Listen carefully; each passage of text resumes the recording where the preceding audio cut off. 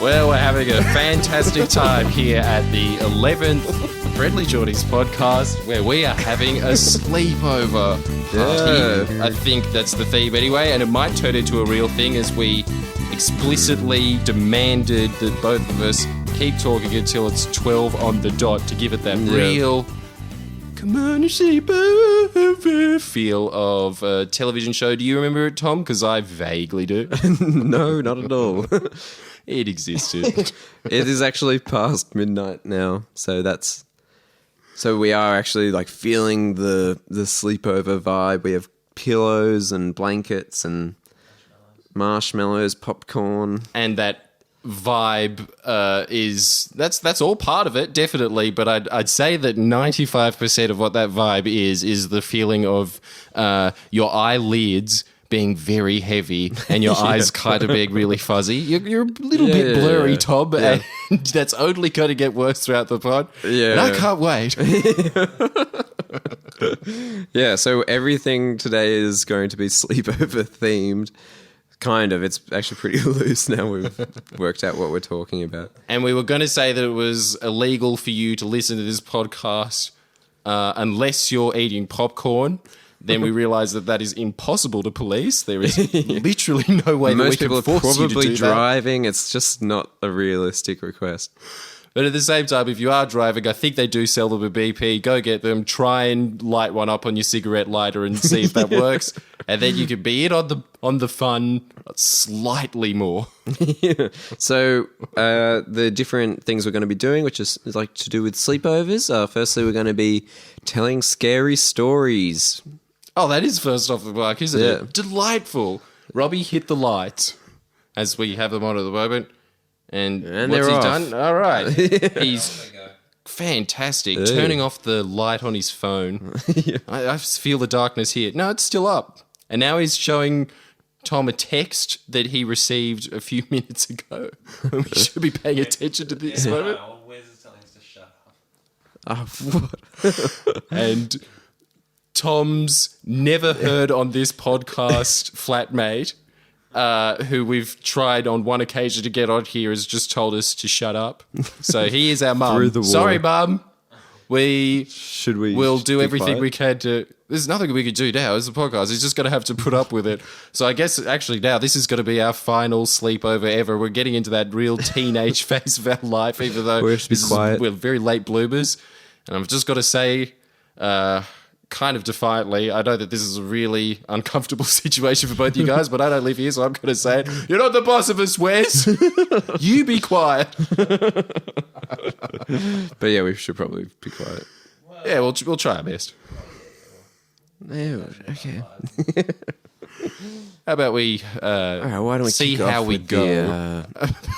This is a fantastic start to a sleepover. Getting told to shut up by someone who's not biologically linked to us, but has taken on the commands of somebody who feels like they've got that same authority that somebody who's raised us their whole life has, telling us to shut up. Do we want to start with your scary story, Jordan? All right, well, this is an export straight from Korea. And I've got to say that their scary stories have something of a more grotesque feel about them than ones here that kind of have a more... No, I think I can go to sleep on that. That's fine. Feel. So basically what I'm saying is that there's a better... This should have been the shortcut to that sentence. And here it is. Let's hear it. Get ready for this. Tried to crack my knuckles, but they've just too much calcium in them. Can't do it. The story is there is a middle school there, so years 7 to 8. And every single night there's a little girl in there that seems like she's studying well into the night, as it is in Korea, and you can stay in school however long you want, and they give you dinners as well. It's such a cool system with a much, much higher suicide rate than ours, because a lot of kids feel a lot of pressure under that, as you would if you spent all of your childhood in a school and never left. And I think this was the ghost of one of them, but not really sure. There's this girl, every night she's got her hands up on her cheeks like this, and her elbows rested on the desk. So all you can see is her forearms and her head in the darkness. One night a teacher comes past and says, "You have to leave now. It's too late. It's 1 a.m. I can't remember what the time is, but that seems Whatever like... the time is, you know, it's you should right go now. there. Huh? Yeah. That's how you have to do it. Whatever the time is right now. 12:20. 12:20. So that teacher was clearly wrong. His watch was running really fast at that time. But he's forgiven for the story because that's not really the scary part, is not the watch being too fast. That's happened to all of us. That would be a very lame story if that was the case. So the teacher walks in. The teacher sees her and says, "You have to leave now. You have to get up and go." And then the girl goes, "Oh, you want me to leave?" And then does this. And I've just realised that this is going to be incredibly unscary to everybody that's listening to this because it is a visual. But she has nothing except for elbows to her hands and her head. And then she starts waddling towards him. Very quickly. In that manner. Walking with her elbows as legs. Yes. And it's just a head And and it's elbows. just a head. Oh, wow. That's... Oh. What do you reckon? Yeah, that's out of pretty 5. grotesque. What do you give it, David? Yeah, that's like Name's a 4.5 to 5. That's really I good. thought it, yeah. It's more that though, isn't it? It's more. Yes, it's scary, but more so than that, it has this feeling of, you should have a neck at least. Is that you reckon? Yeah, That's the scary part of it. Where's your neck?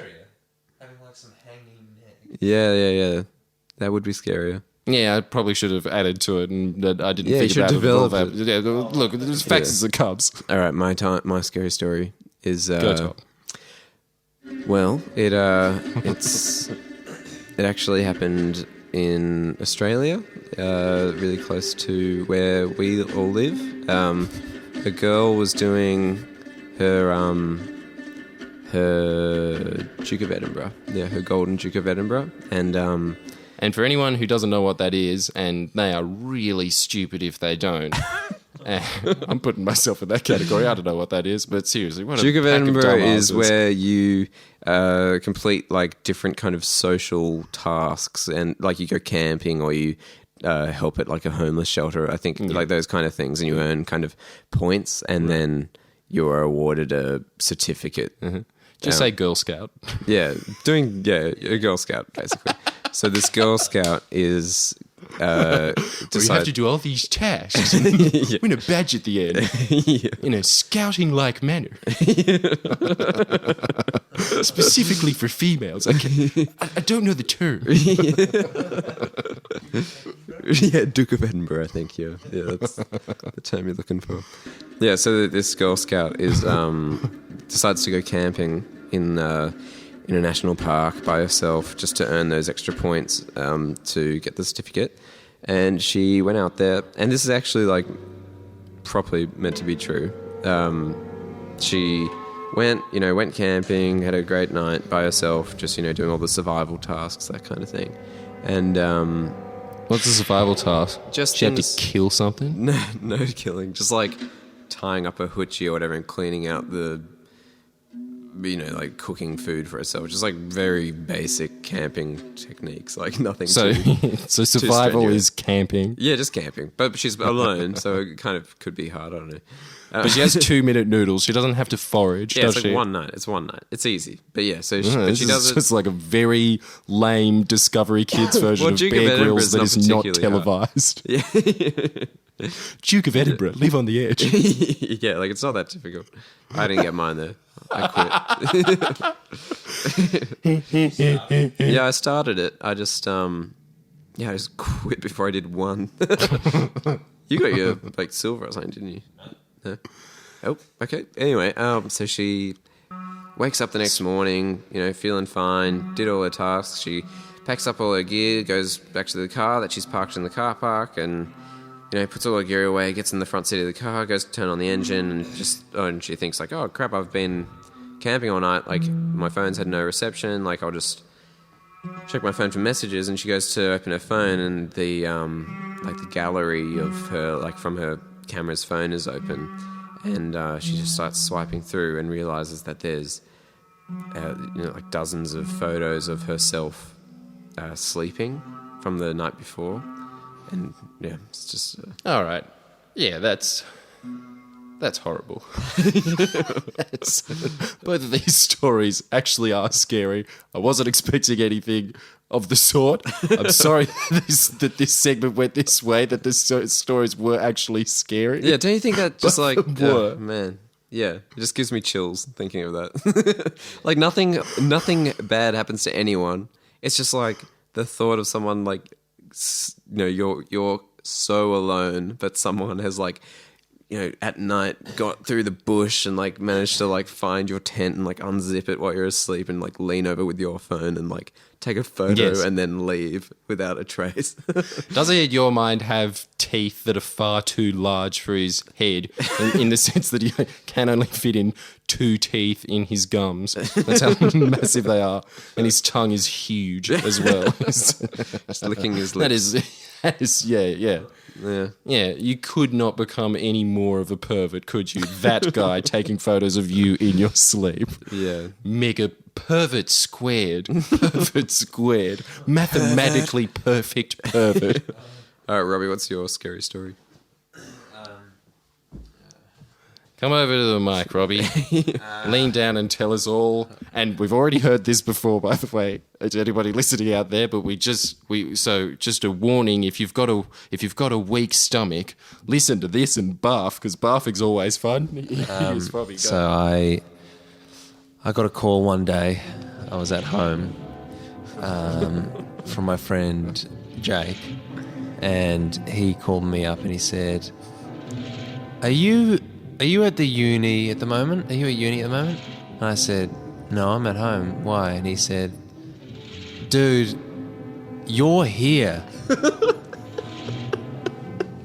and I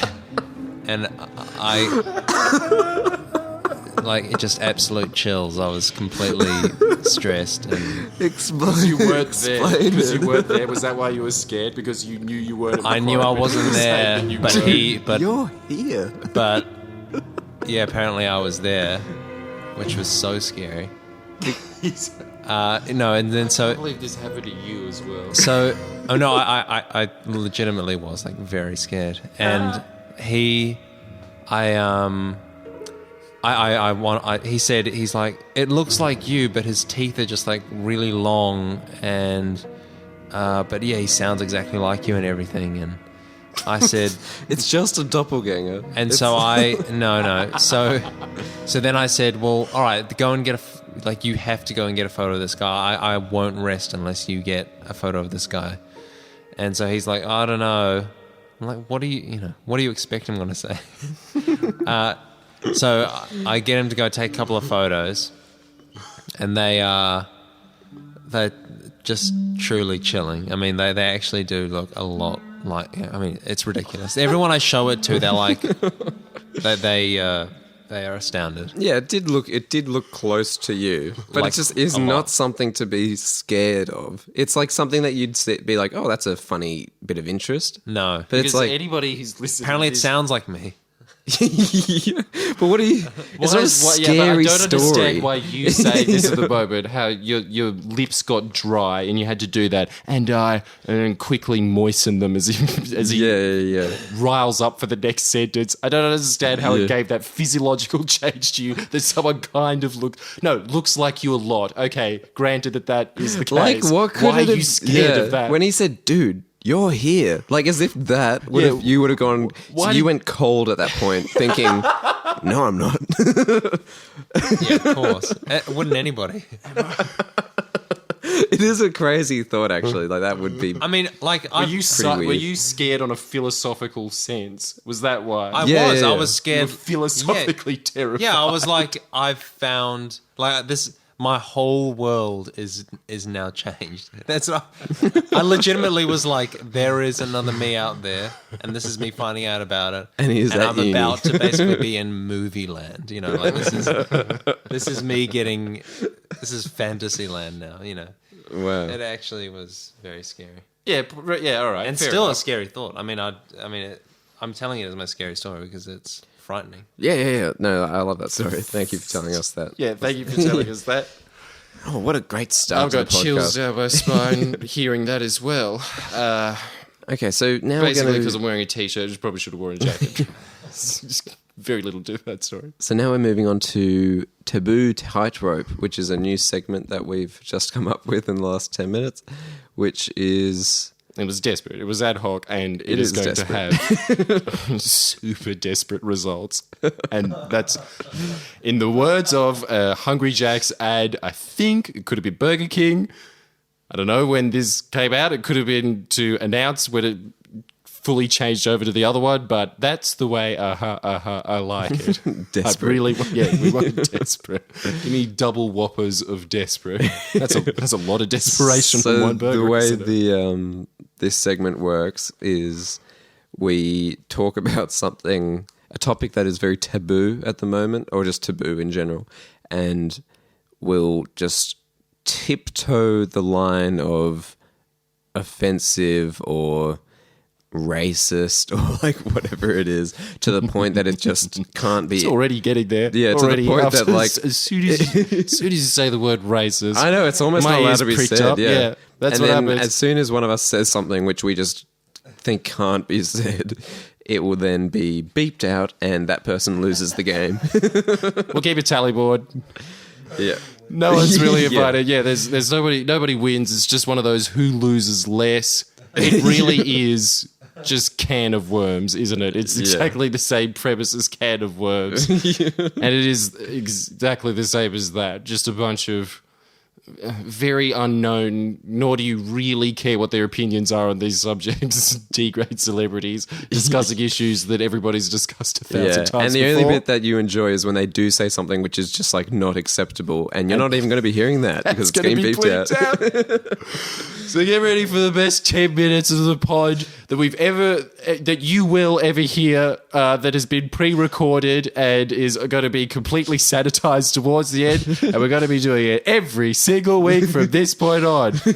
Strap yourselves in and don't leave. Yeah. So the topic this week is it's just racism in Australia, isn't it? No, it is Reclaim Australia, the Yeah. contentious movement that I barely know anything about. I just remember hearing it on Q&A, and a woman in glasses that seemed far too outraged for what she was describing annoyed me enough to turn off the television at that point. And right, we've decided shut 'em to up. pick up the baton from there. She is just the forerunner in this marathon race. So Reclaim Australia talking about is this. like a group that protested. It was like one tiny protest. Was it? It was in Western Australia.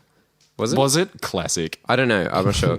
Good work. Where You Westies of a continent. they're just like the people that are filled with like most of them have like swastika tattoos, and they're just kind of It means peace in Buddhism. So yeah, true. Maybe you they never are. know. You're judging a book by its cover. But yeah, true. And then they all showed up like protesting, you know, we can't have Sharia law in Australia, you know, like the Muslims need to get out, like that kind of thing.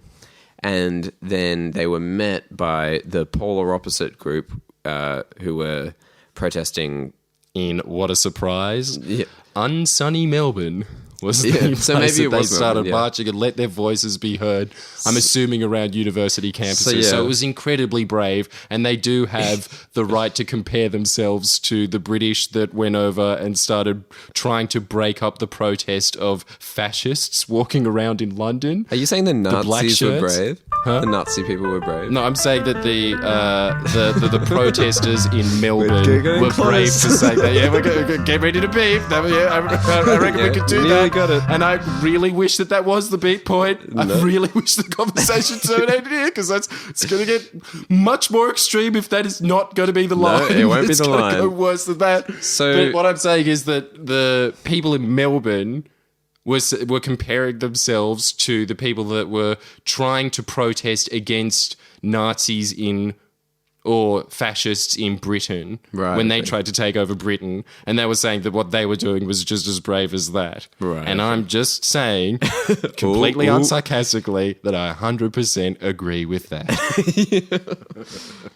All right, I think we can keep going. Yeah, so they kind of like they had this clash where it kind of annoyed me personally because I felt as though neither of them were correct, but it felt as though you had to be on the the group that were protesting against Reclaim Australia, but I wasn't 100% on their side. You weren't? I was, and allow me to just really, this feels good. Get ready. Waggle of the finger. That is so nice to do to you, Tom. That never happens in our relationship. I should have been 100%. I feel that they were morally 100% correct, but emotionally the most annoying people on the planet.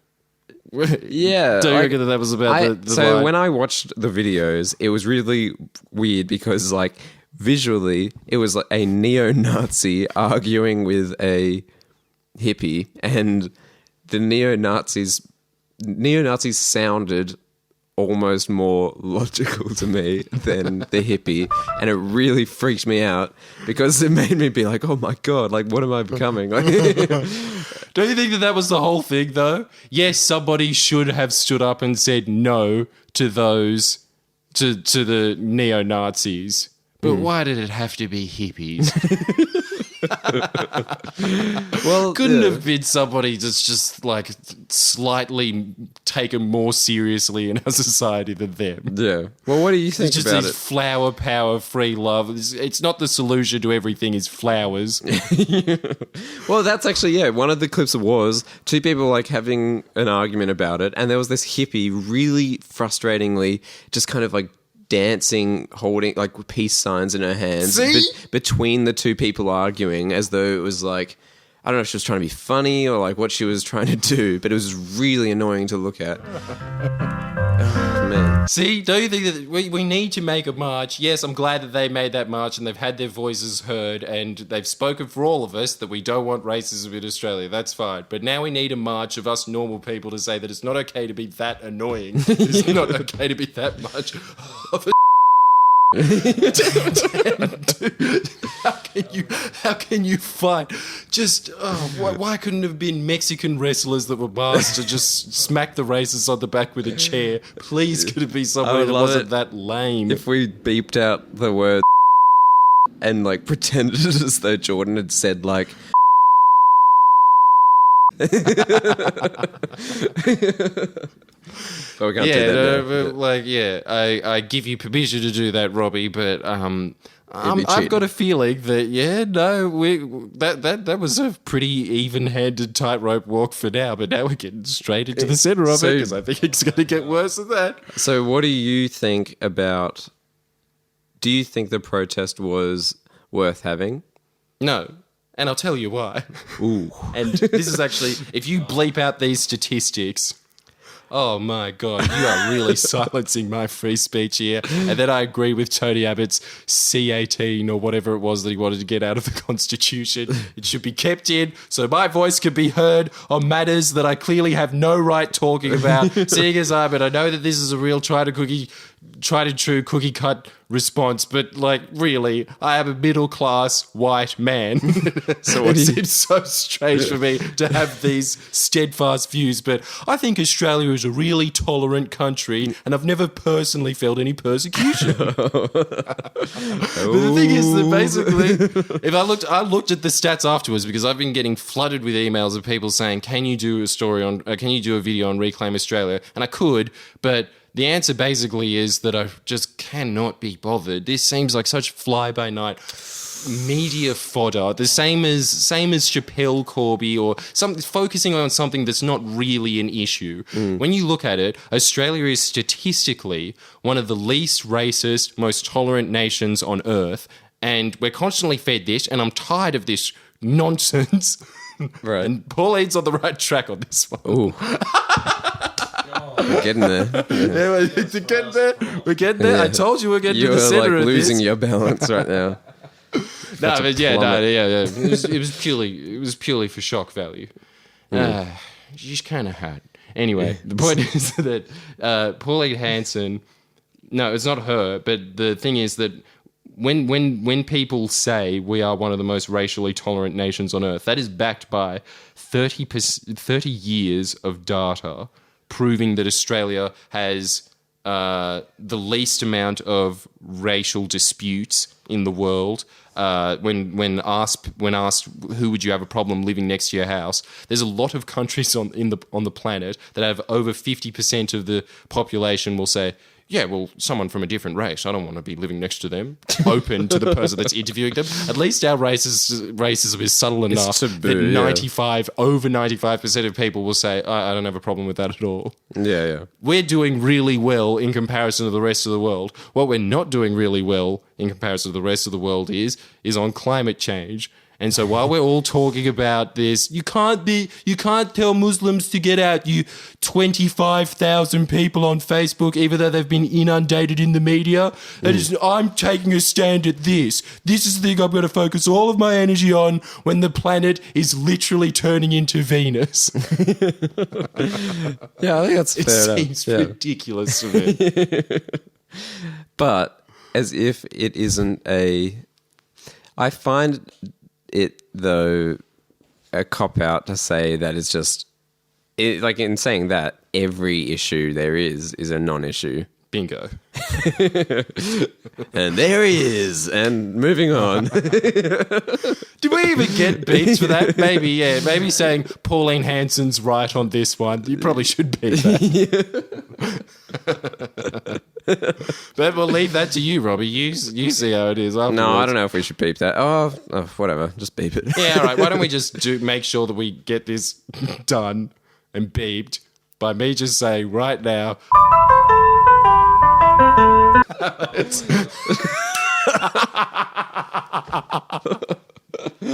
Oh, my Lord. All right. That went down a path I was not expecting.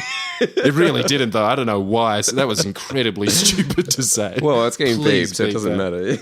Especially, and now I'd like to remind you, while asking you to beep that out, that Robbie, at the end of this podcast, and we forgot to say this at the beginning, we're both going to reveal secrets about ourselves as the classic ritual that all 10-year-olds seem to muster by themselves. At they all seem to sleepovers. Sorry? At sleepovers. Yeah, that's it. Because that's what we're having. I think I'm going to go home after this. I don't know. It seems just kind of Well, after your last comment, I don't know if I want you here at all. Fair point. I know when I'm not wanted. I've got a job to do here, though, and we'll discuss this later. So, what was the...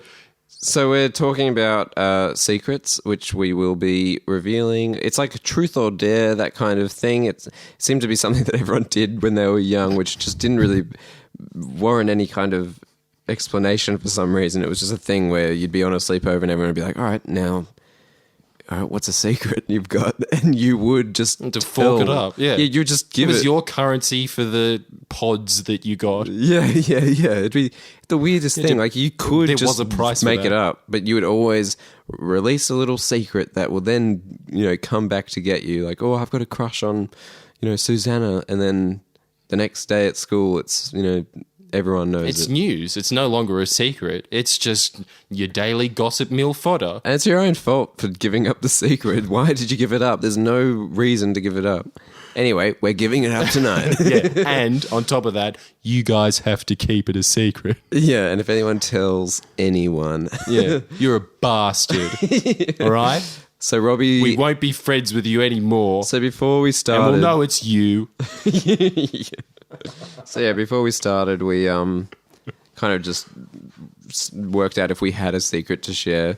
And Robbie doesn't have a secret to share, so he's been tasked with the rest of the show to work out a secret that he has, and if he doesn't, we'll expose one that we have on him. That he really doesn't want to hear, and which means that you really do want to hear it. So it is in your vested interest to pray, even though that this is a pre-recorded episode, and this will have literally nil impact on it, but as if praying does anyway. Yeah. Just pray that Robbie can't think of anything, because the one that we have is amazing. Yeah, and the other thing to keep in mind is that Robbie has the ability, well, he obviously edits the show afterwards and adds sounds and beeps and that kind of thing. So if he chose to do so, he could just remove it, but We're hoping he doesn't.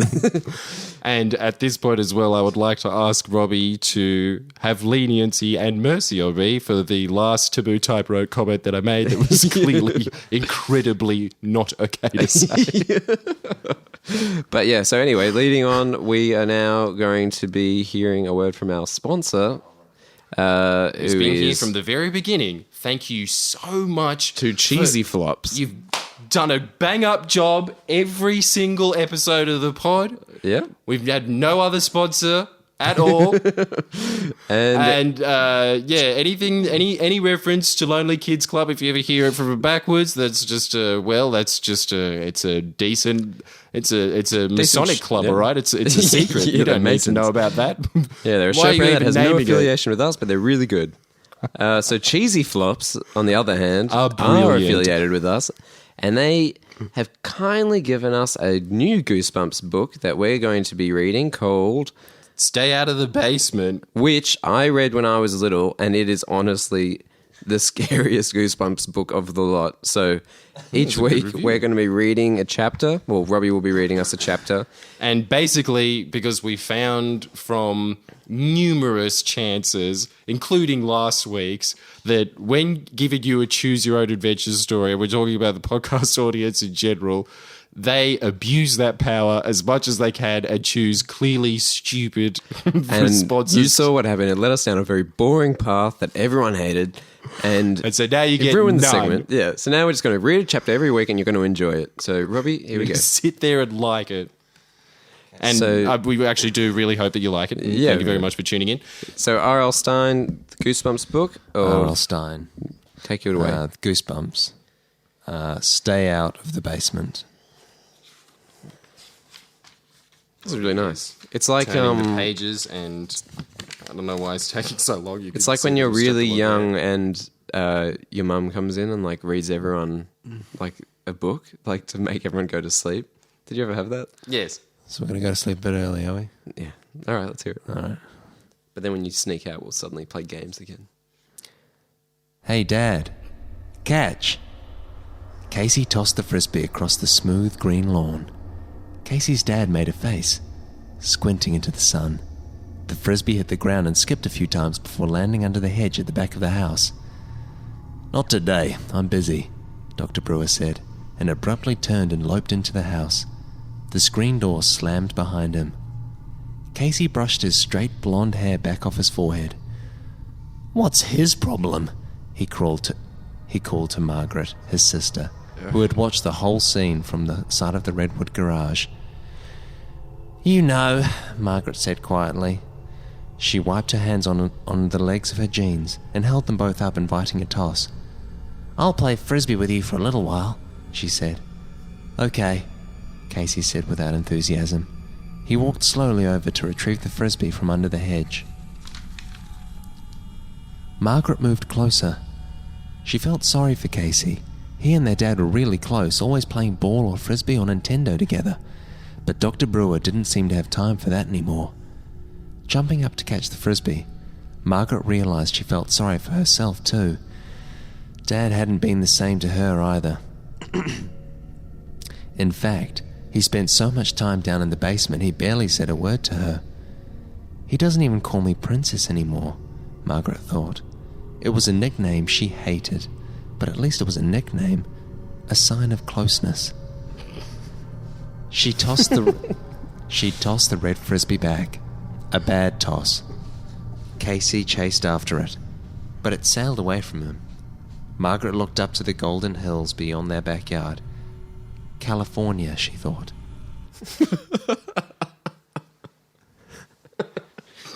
Jesus. How good is R.L. Stine's build up? Scholastic, you've done it again. God. I love that the editors looked at this and thought, it's good enough, they're kids. Yeah, they won't know. California, she thought. It's so weird out here. Here it is, the middle of winter, and there isn't a cloud in the sky, and Casey and I are out in jeans and t-shirts as if it were the middle of summer. She made a diving catch for a wild toss, rolling over on the manicured lawn and raising the frisbee above her head triumphantly. Show off, Casey muttered, unimpressed. You're the hot dog in the family, Margaret called. Well, you're a dork. Just back and forth. Chapter 1 is just insults. yeah. Pages. Just yelling at each other. Doo-doo head, bum breath. Everything is something to do with poo. California, Get on with it, she thought Stone. again. Hey, Casey, you want me to play with you or not? He shrugged. Everyone was so edgy these days, Margaret realised. It was easy to figure out why. She made a high toss. The frisbee sailed over Casey's head. You chase it, he cried angrily, putting his hands on his hips. No, you, she cried. You. Oh my God. Casey, No, you. you're 11 years old. Don't act like a 2-year-old, she snapped. Well, you act like a 1-year-old, was his reply as he grudgingly went after the frisbee. It was all Dad's fault, Margaret realised. Things had been so tense ever since he started working at home. Down in the basement with his plants and weird machines, he hardly ever came up for air. And when he did, he wouldn't even catch a frisbee. Or spend 2 minutes with either of them. Mum had noticed it too, Margaret thought, running full out and making another grandstand catch just before colliding with the side of the garage. Having Dad home has made Mum really tense too. She pretends everything is fine, but I can tell she's worried about him.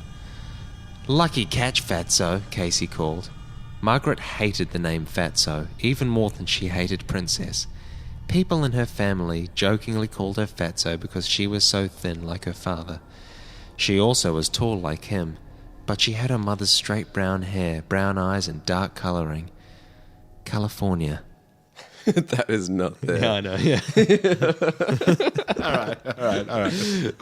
Yeah, that's halfway. That's about halfway through chapter 1. What do you reckon? Should we go through a whole chapter every time? Because I think that there's many pages more to the first setup. Oh, is it? There's a couple more pages. All right. Robbie, well, what's your professional opinion? Yeah, what do you You're reckon, the narrator. Robbie? What do you You reckon? make up Do you the want to power decision. all the way through?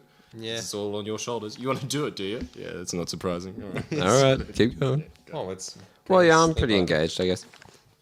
I'm actually interested in this one. I like Yeah, this one. it's kind of good. All right. I'm sorry, I even questioned it then. I think that you're such a fussy eater about the written word, don't you think? that it's just so bad with that as a diet. Yeah, he's the real, ham, cheese sandwiches only for lunch of readers. Robbie is. What the hell? Don't call me that, she heaved. She heaved the red disc at him. He caught it at his knees and flipped it back to her. They tossed it back and forth without saying much for another 10 or 15 minutes.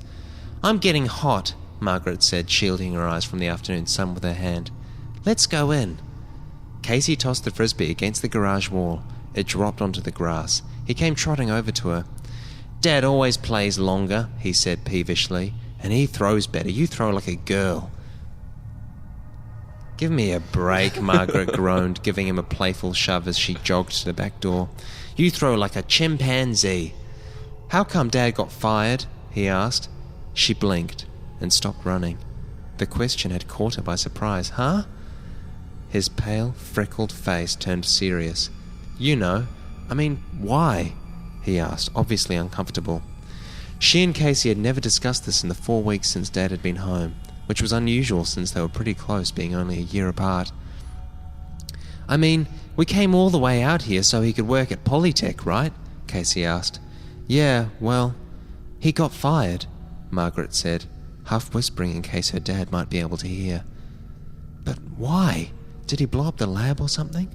Casey grinned. The idea of his dad blowing up a huge campus science lab appealed to him. No, he didn't blow anything up, Margaret said, tugging at a strand of dark hair. Botanists work with plants, you know. They don't get much of a chance to blow things up. They both laughed. Casey followed her into the narrow strip of shade cast by the low ranch-style house. I'm not sure exactly what happened, Margaret continued, still half whispering, but I overheard Dad on the phone.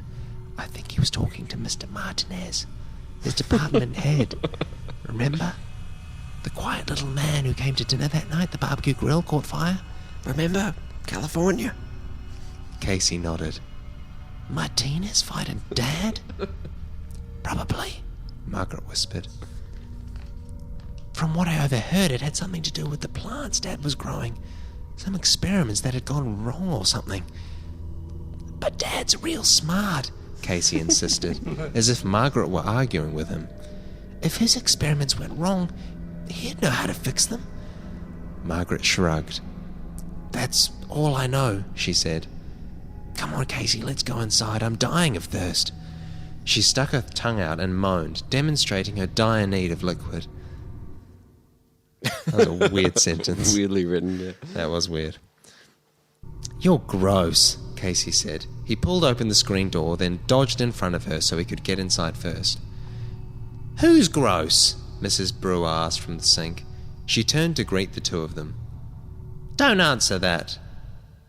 What? Like a page missing.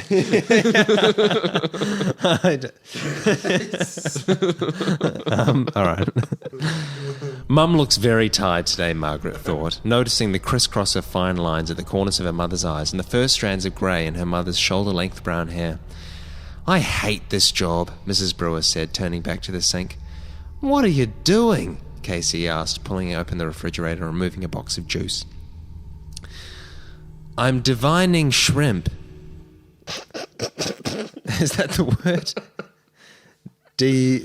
No, it probably is. I don't know. Is that when you clean No, shrimp? deveining. Deveining, right. Robbie, this is for... Come on. This is for 8-year-olds. Divining. Yeah. I don't even know. What is dividing? Isn't that when you try and get water out of the ground? Yeah, I thought maybe it was meant cleaning or something. I don't know. But yeah, it's definitely deveining. It's like level 15 on the reader's shelf in kindergarten. All right. Yeah. I know. Look, I've never seen that word before in my life, so... Yeah, nah, fair enough. It is like quite an obscure word. Yeah, it is an obscure But at the same time, this is a sleepover, and you've just become the third wheel traditional guy that gets picked on heaps purely because they made one tiny mistake. Yeah. Sucked in. Glad it's not me. Yuck, Margaret exclaimed. Thanks for the support, Mrs. Brewer said dryly. The phone rang. Wiping her shrimpy hands with a dish towel, she hurried across the room to pick up the phone. Margaret got a box of juice from the fridge, popped the straw into the top and followed Casey into the front hallway. The basement door, usually shut tight when Dr. Brewer was working down there, was slightly ajar. Casey started to close it, then stopped. Let's go down and see what Dad is doing, he suggested. Margaret sucked the last drops of juice through the straw and squeezed the empty box flat in her hand. Okay. She knew they probably shouldn't disturb their father, but her curiosity got the better of her. He had been working down there for 4 weeks now. All kinds of interesting equipment, lights and plants had been delivered. Most days he spent at least 8 or 9 hours down there doing whatever it was he was doing, and he hadn't shown it to them once. Yeah, let's go, Margaret said. It was their house too, after all. Besides, maybe their dad was just waiting for them to show some interest. Maybe he was hurt that they hadn't bothered to come downstairs in all this time. She pulled the door open the rest of the way, and they stepped onto the narrow stairway.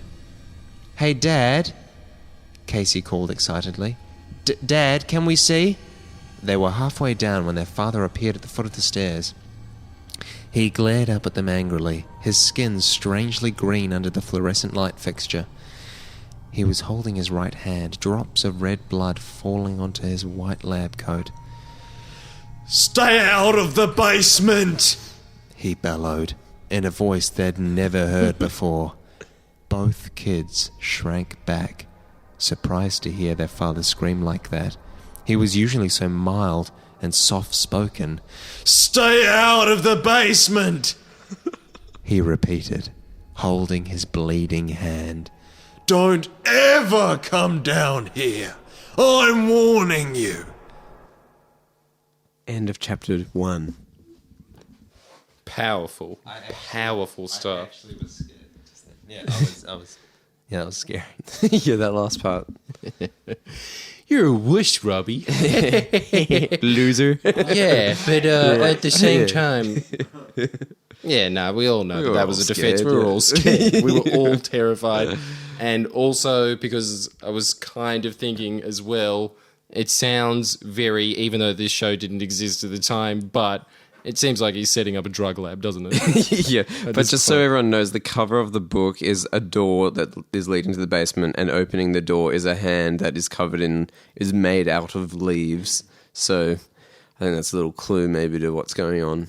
And the other clue I have is that I used to play the Goosebumps computer game, and there is like one of the bad guys that you need to kill involves the weapon you use to kill him is you run around a greenhouse with a rake trying to rake to death a big green man.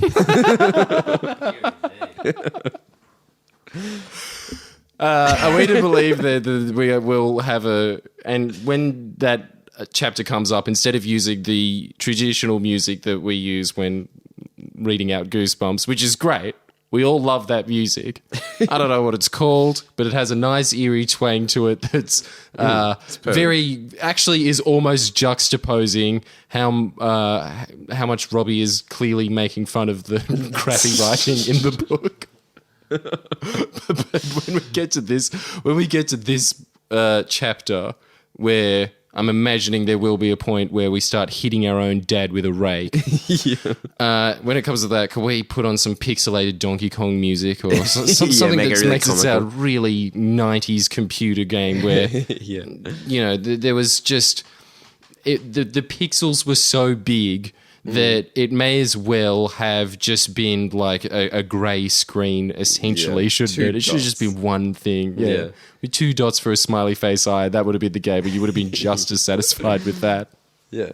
Thank you. Thank you very much, Cheesy Flops, Cheesy for making Flops. shoes that are straight from Iran and look really like feels cheese. like it. Yeah.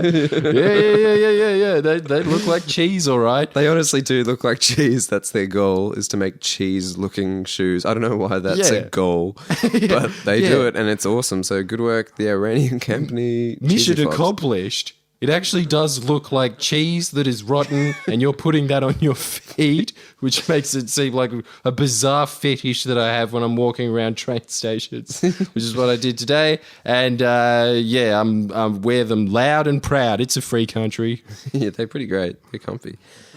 Yeah. Okay, so They're now all right. we're going to be playing the game Sketch Artist, which again we just invented 10 minutes before we started. Desperate. But that is the magic of a sleepover, isn't it? Everything's ad hoc except for this one in very poor handwriting list of events that the host has made, which is kind of not different at all from every other podcast we've ever had. It's just a really poorly written, looks like a year 1 teacher would give it a C+ handwriting. You would barely get your pen license for it. Yeah. And we've got that with us now as our map into this how crazy we ride run that this, is episode 11 of the pod. You never know what's going to happen, and we don't either. Robbie, just as a third reminder, please bleep out what I said in the taboo tightrope conversation. So the way this works is we are imagining it's a hypothetical situation that 2 of us have been robbed, i.e. Robbie and I, for instance, have been mugged by Jordan, who we Is not have that seen in a unsurprising mugging. either. Yeah. And we're at the police station, and the sketch artist is asking us to describe our mugger, whatever you call And it. because my face is right here, it's also kind of like I'm staring through the police window and giving you really menacing facial expressions so as to not tell them that it was me.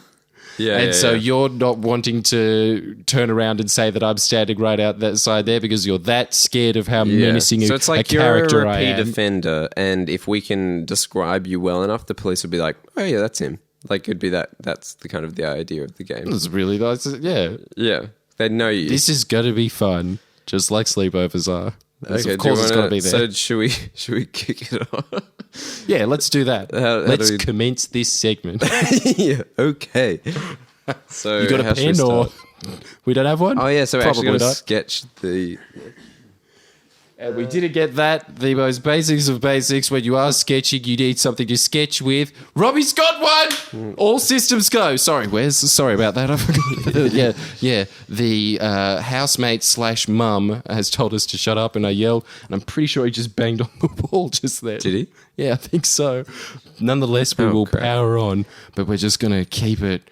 I'll probably yell another time. I'm just saying it now, but I'll try not to. Okay, so Robbie, describe your assaulter. Not too well, if you know what's good for you. You little. Wait, who am I wimp. describing? Jordan. Oh, Yeah. right. Oh, shit. Yeah, you should be scared.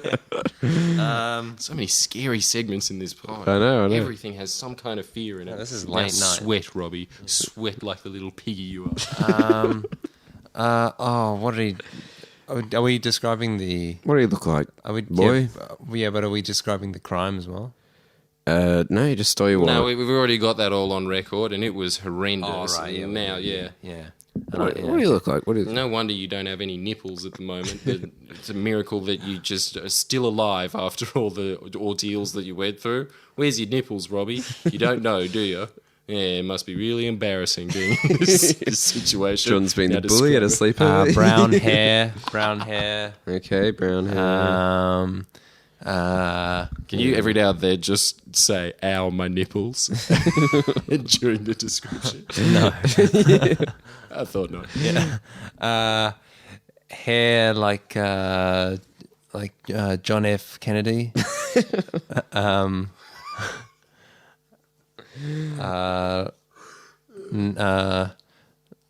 Nose like a beetroot.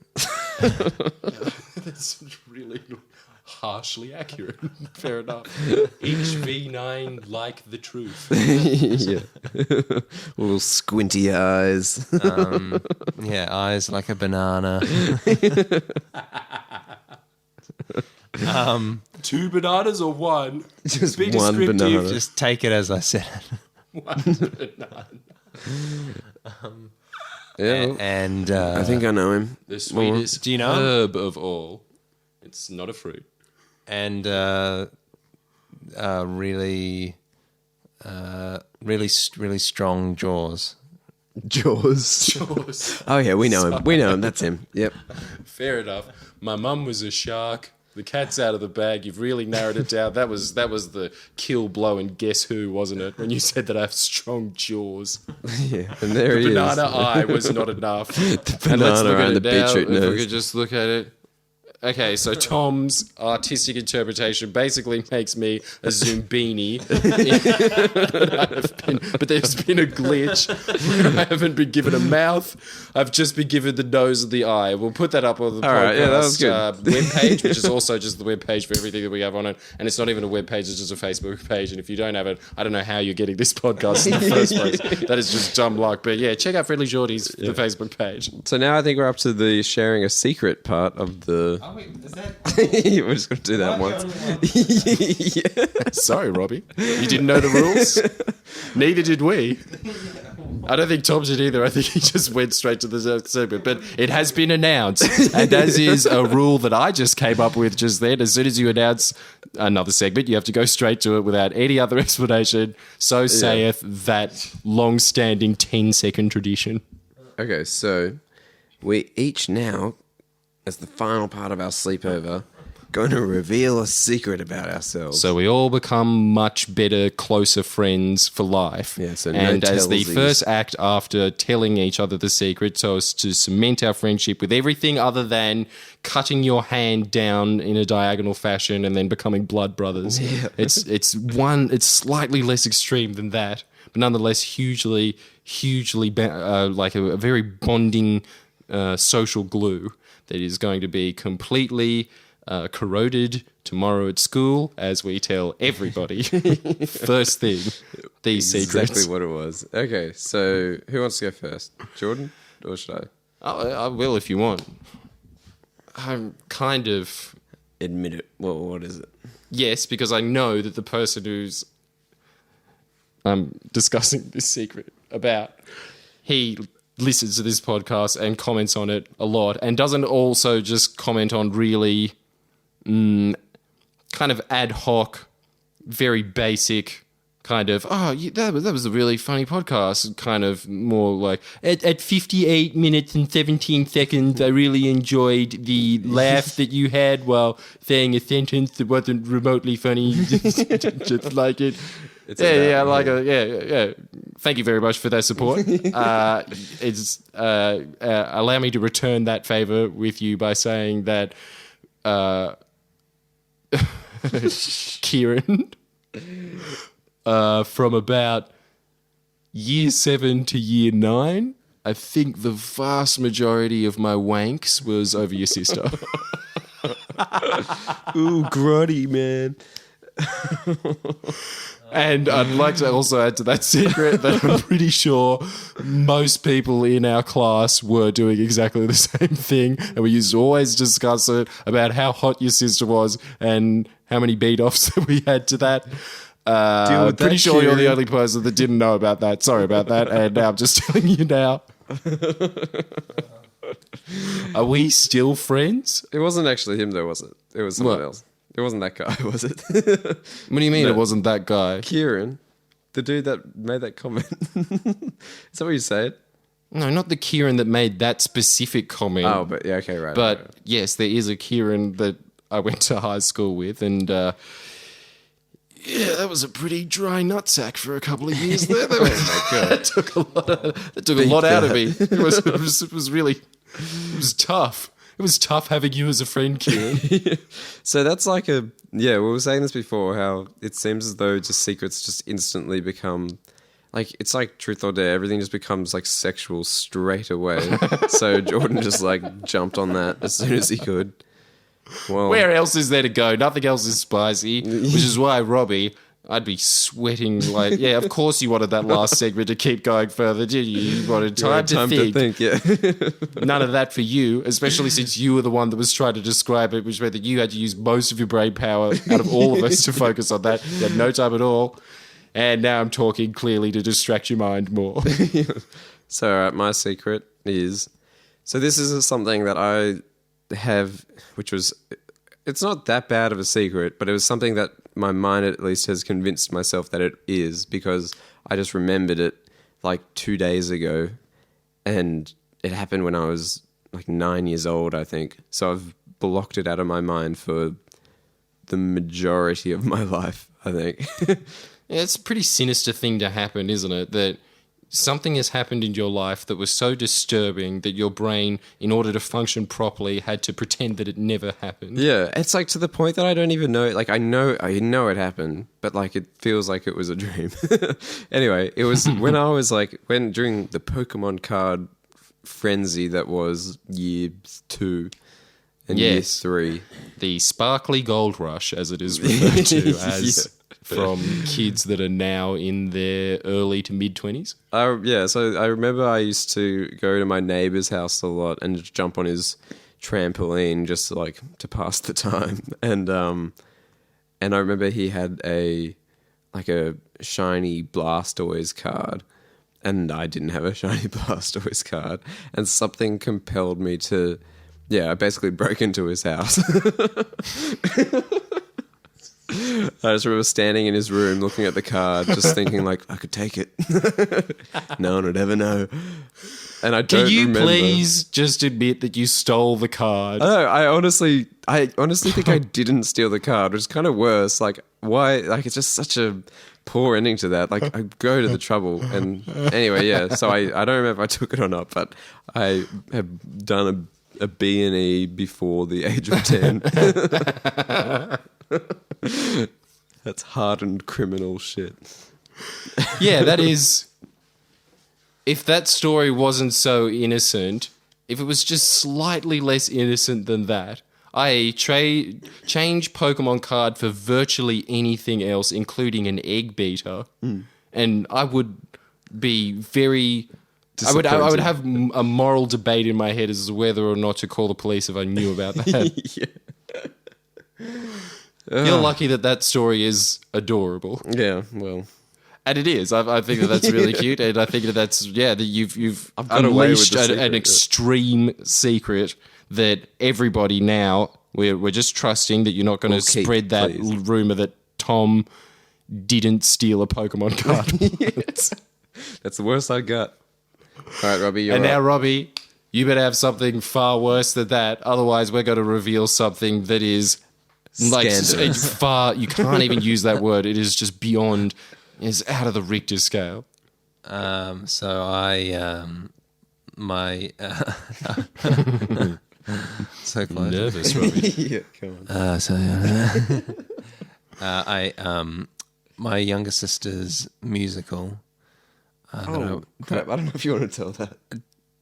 I know what you're going to say. No, Why are you know, discouraging him? Let you the don't- boy Worse. speak. You don't know what I'm gonna. Okay, go on. Come on, Yes, God, go on. let me do this. Okay. This is great. The greatest thing is we don't actually have any jurisdiction, power, moral authority over Robbie whatsoever. All right. But I'm so glad that he feels that we do at this all right, moment. What is it, Robbie? And I went to her musical Good. and I fell asleep. Okay. That's All firstly, right. it's not even true. That is that's true. That's true. It is. That's You not even a thought that secret. you could get away with it, didn't you, Robbie? That's true. It's true. You were there. All right. Okay. All right. Thank you, Robbie. Tom, I don't know. Am I being too harsh as to say that that is not good? Or do you agree that that is clearly, come on, let's just call a spade a spade. That was terrible. That was a really bad Yeah, secret. that was really bad. It's not even true. It's not even a secret worth having. Who would keep that as a secret? You just tell anyone. You tell. Robbie says he wouldn't want to hurt his sister's feelings. But, oh man. And the fact that it was a lie, that's the part that hurts the most. An ostensible lie. Yeah, I was Yeah, there you're not that in the night. You black just now, said it. Robbie. I know You can't defend yourself against accusations of lying. Nor can you defend yourself against us telling this story live right now. Well, he Should we could, do but- it? I actually feel kind of mean doing it. So I don't think I will.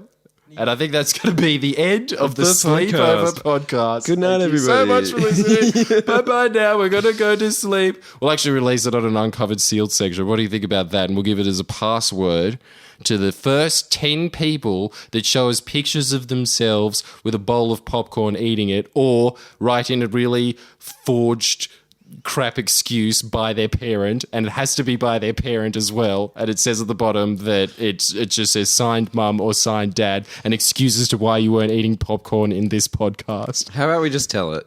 Yeah, all right, let's go. Yeah, we could do that. Okay, so Yeah. Robbie. I don't feel bad at all. I was just, Yeah. he's the sound guy. Yeah, so Robbie, when he was young, he went to a sleepover, much like what we're at right now, and there was about 5 or 6 of his friends, I think, about 4 or 5, and they were Now all, Robbie's all about facts and not telling lies. yeah, and they Very were strange. all sitting around watching TV when a sensual program came on, and they all What was the sensual program? I want to know. It was one of those softcore kind of late night. yeah. And I bet it was just a "Call Me Now" ad. This isn't France. We it could don't have it could have been softcore something porn like here. that. It was like next. It was a movie. Anyway, they All all right. jumped into their sleeping bags and just started to